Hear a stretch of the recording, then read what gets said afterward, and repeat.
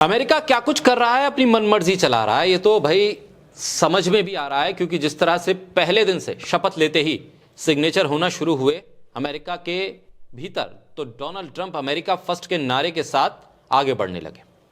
जरा भी ख्याल नहीं कर रहे हैं कि भारत जैसा देश, प्रधानमंत्री जैसा दोस्त, सनातन परंपरा से जुड़े हुए लोगों का वो भजन और हवन जो उनकी जीत के लिए सबसे कारगर साबित हुआ, कोई भी मान मर्यादा डोनाल्ड ट्रंप नहीं रख रहा है। प्रधानमंत्री से दोस्ती का तो ख्याल रखते। डोनाल्ड ट्रंप को यह तो पता होना चाहिए कि जब उनका प्रचार चल रहा था अमेरिका में, तो भारत में भी खूब जोर लगा के उनको भगवा रंग में रंगा जा रहा था ताकि वो जीत जाएं। उनके लिए न जाने कितने तरह के अनुष्ठान कर दिए गए भारत के भीतर, इसका भी ख्याल नहीं रखा। सनातन परंपरा में और खासतौर पर बीजेपी के समर्थक बीफ से दूरी बनाकर रखते हैं। हाँ, बीफ के नाम पर लिंचिंग जरूर हो जाती है, लेकिन वो भी बीफ से दूर रहकर करते हैं। एक जीव हत्या को रोकने के लिए एक व्यक्ति की हत्या हो जाए वो मंजूर है, लेकिन जीव हत्या नहीं होनी चाहिए। इस बात को बहुत जोर शोर से उठाया जाता है। लेकिन जो खबर अमेरिका से आई उसके बाद ज्योतिर्मठ के शंकराचार्य भी गुस्से में आ गए।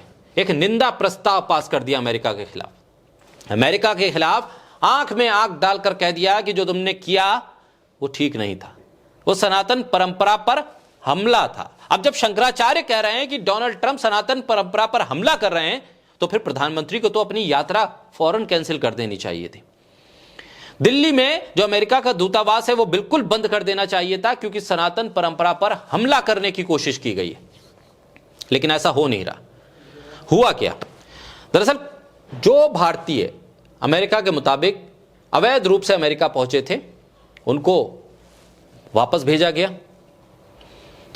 अमेरिका के सैन्य विमान से वो आए, हथकड़ी और बेड़ियों के साथ आए और विमान उतरा, और उसके साथ ही वो तमाम यात्री उतार दिए गए जो भारतीय थे।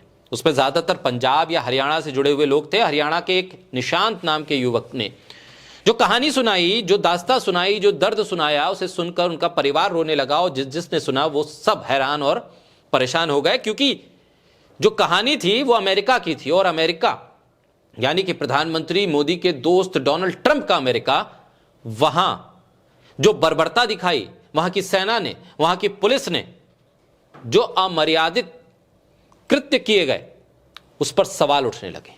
खाने के लिए बीफ दे दिया गया, जबकि ये जान रहे थे कि सामने जिस व्यक्ति को वो बीफ दे रहे हैं वो मांस को हाथ नहीं लगाता है, वो बीफ से दूरी बनाकर रखता है, लेकिन फिर भी दिया गया। यह हुआ अमेरिका में। अमेरिका में वही अमेरिका जहां के एक राष्ट्रपति थे बराक ओबामा, उससे तू तड़ाक करके प्रधानमंत्री बात किया करते थे। प्रधानमंत्री की इतनी गहरी दोस्ती अमेरिका के राष्ट्रपति रह चुके लोगों से रही, और राष्ट्रपति जो मौजूदा वक्त में रहे उनसे भी रही, लेकिन उस देश के नागरिकों के साथ कितना अमानवीय व्यवहार वहां की सेना, वहां की पुलिस, वहां का प्रशासन करता रहा, सब खामोश रहे।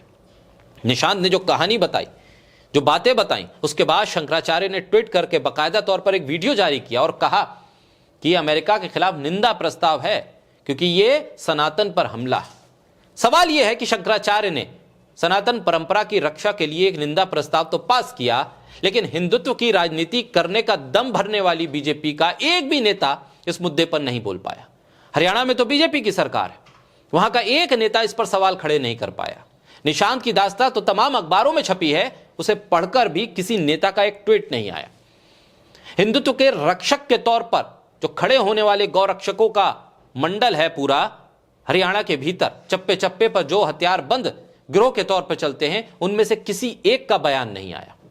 किसी ने यह नहीं कहा कि हम अमेरिका से आने वाले सामान का बहिष्कार करेंगे, अमेरिका में से जो व्यापार हो रहा है हम सरकार से कहेंगे कि उस पर रोक लगाई जाए, क्योंकि डोनाल्ड ट्रंप सनातन पर हमला कर रहे हैं। शंकराचार्य तो साफ तौर पर निंदा प्रस्ताव पास कर चुके हैं। निशांत की कहानी तो यही बता रही है। बहरहाल अब देखना होगा कि प्रधानमंत्री तो अमेरिका में, डोनाल्ड ट्रंप से जब मिलेंगे तो निशांत की कहानी को क्या सामने रखेंगे, बताएंगे और पूछेंगे कि आखिर ये क्यों हुआ, कैसे हुआ। एक दोस्त के देश के साथ दोस्ताना रवैया होना चाहिए, ना कि दुश्मनों जैसा।